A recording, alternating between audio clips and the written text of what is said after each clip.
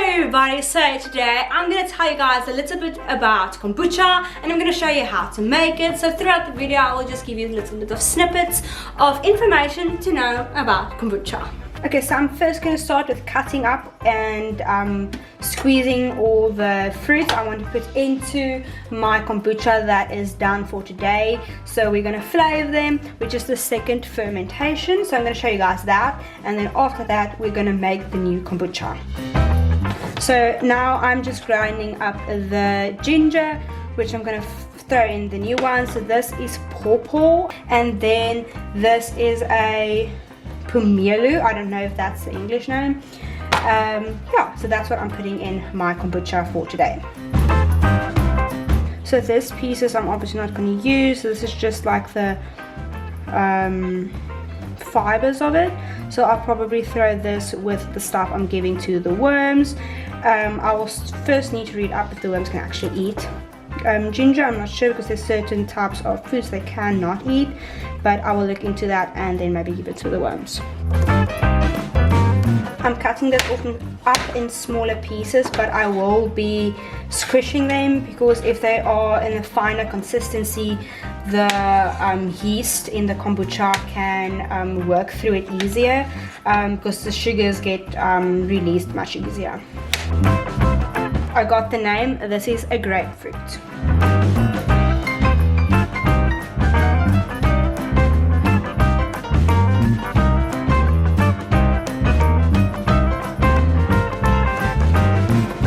Okay, so all these fibers I won't throw into here. It's okay that there's a few fibers in, but with too much it forms clots inside the kombucha, which is fine, but then you sit with a huge scoby at the end of the second fermentation because it still forms a mini scoby in there. So I don't throw in these little fibers into the juice. Okay, so now I am going to take out the scobies from my previous batch of kombucha. It just makes it easier for when I make the new mixture. Take it out of the thing first, and I don't always know if it's completely cooled down because you should put your scobies in room temperature kombucha. I wouldn't recommend you putting it in ice cold kombucha, which is better than putting it in warm tea because then you burn your scoby and then the scoby dies, and we don't want dead scobies.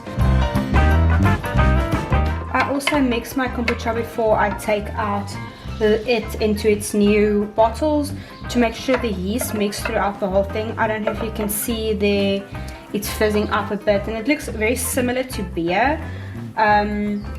So that is the yeast forming. Now in the second fermentation where you add in all your fruits, that sugar helps you to ferment even more. So now it will be gassy, but not as gassy as after your second fermentation. So I usually take out my starter tea for my new batch before I decant it into my bottles, but today I have a lot of starter tea from my scoby hotel. A scoby hotel is where you keep all your scobies that's not busy making kombucha in. So this is my scoby hotel. So I'm going to take out there. So I have a lot of kombucha I can decant into my bottles today. So I'm not going to take out of this brew for that. I have some there. But in the end, I will give you guys a recipe for the ratio I use for all the ingredients going into my kombucha. It's basically just water, sugar and tea, and then your scoby and starter tea. But I'll give you the ratios for that at the end. So now we're going to decant this kombucha into these bottles. And then after that, I'm going to add in the flavouring.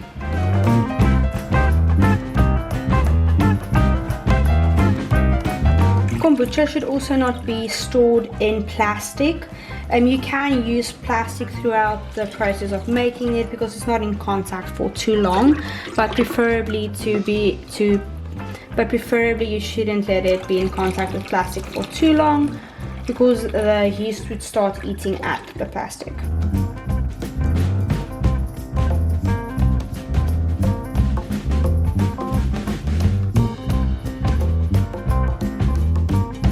Okay, so after we decanted all our kombucha into our bottles, now it's the time for flavouring. You can just play with your flavors. You don't need to, there's no exact measurement, there's no this you can do, that you can't do. The most important thing is just to only start flavoring it when you're in your second fermentation, where no scobies is involved, because your SCOBY isn't supposed to get in any extra sugars, just natural white sugar.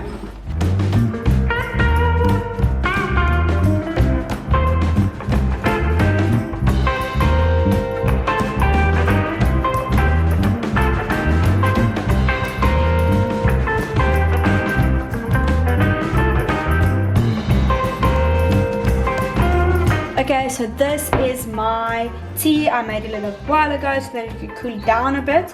It's just my tea bags, my water and my sugar, and it took a while just to get a bit stronger, to get more a tea taste. And yeah, so now I'm just going to take out all the tea bags. I usually squeeze them to drain out all liquid I can. And then this also goes to the worms. They love the tea bags, so we won't be wasting them. I also sometimes dry them out to use the rooibos that's in the rooibos tea, but I have enough, so that will just go to the worms.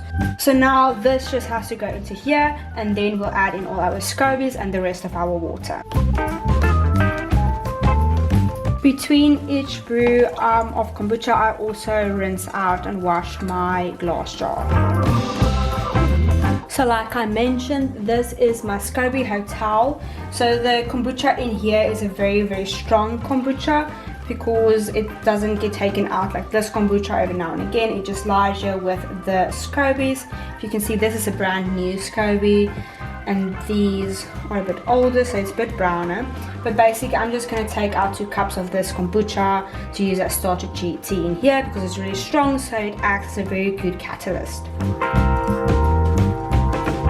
So now I just add in my scobies into this mixture. You usually use filtered water in your kombucha. You can also only add in 1 SCOBY, but I usually add in a few. Then you know your brew definitely will ferment. So there is my new kombucha that I will put in my cupboard and leave for 7 to 10 days. We found that the 8 days is a good midpoint for it. It's like the sweet spot, so we leave it in for 8 days.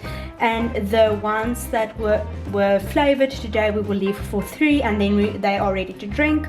So all you do then, you take them out of the cupboard and you put them in the fridge, because there's nothing better like a cold kombucha. I cover my kombucha with a cheesecloth just to make sure no dust particles come in, and believe it or not, ants love this because there's a lot of sugar in, so this also keeps the ants out of your kombucha. It's also better to store your kombucha out of direct sunlight, so if you put it in a cupboard, that's 100%. Just make sure it's not a damp atmosphere, because then your SCOBY can mold, and then there's no use keeping it. You can just throw out the whole thing. There's no saving your kombucha after it. There's mold in it, so you just throw away everything, your SCOBY and the whole. While we're at it, I just wanted to show you guys the waste created. So this is the skin of my papaya and the leftovers of this, and there you can see the skin of the ginger and the ginger fibers, and your tea bags and the fibers of your grapefruits. So that and this I can throw into the worm farm, but citrus can't go into that. So if you have a compost whip, you can throw this into your compost whip. And yeah, I just want to show you guys there's actually very little waste created that cannot be used in a very productive way. Okay, so my recipe / ratio that I use for my kombucha is 16 cups of water, 12 tea bags, 6 rooibos and 6 black tea, 2 cups of sugar and 4 cups of starter tea. Thank you everybody for watching. I hope you enjoyed seeing how to make kombucha, and I hope it was quite informative and not a waste of time. But thank you for watching, and I hope you really enjoyed it. If you liked it, please give me a like and subscribe and hit the notification bell so that you get notified when I post a new video. Bye!